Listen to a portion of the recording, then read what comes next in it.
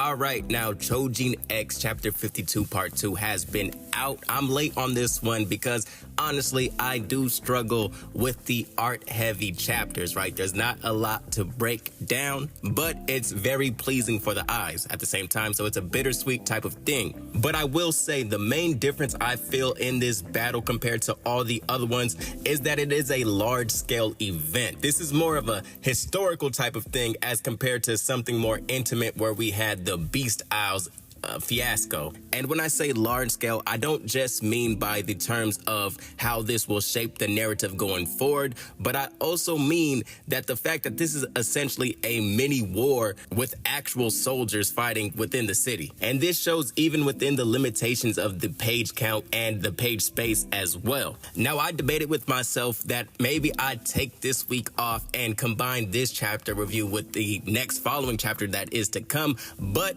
the way that this one ends, I feel like our next chapter might be a little bit more dialogue heavy or might have a bit more meat on the bones when it comes to outside context other than fighting. Because so far, Yamato Mori is seeing a lot of success. That is, of course, if you are an actual Choujin, because the non-Choujin group has been getting packed up left and right. But this is something that was most likely accounted for by Yamato Mori because of the sheer numbers that they allowed to go with them. So from a strategical standpoint, the non-Choujin group is essentially like a bullet sponge for the actual Choujin. But like I said, the way that this chapter ends, I think we are now going to swift into facing the actual bosses within the tower. So to me, this means not just more non-Choujin casualties, but now some actual Choujin will get packed up. And I think that we're going to start to see the reaction of the tower. We're going to start to get more dialogue from people like Vlad, maybe even Batista, and gain more insight on how they prepared for Yamato's attack.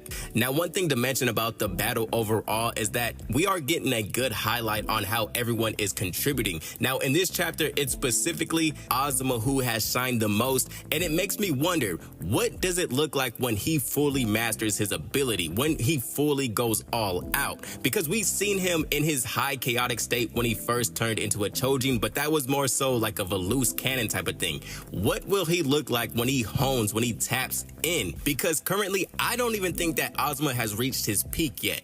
And that goes for a lot of our main characters, which makes me believe that this may not even be like the final stages of Choujin X as a series. I think this is, I don't know, bro, maybe a little bit after the midpoint, if not the midpoint, because someone still has to take the beast mark, and then the next person will have to train in order to be able to battle that person who ended up taking the beast mark.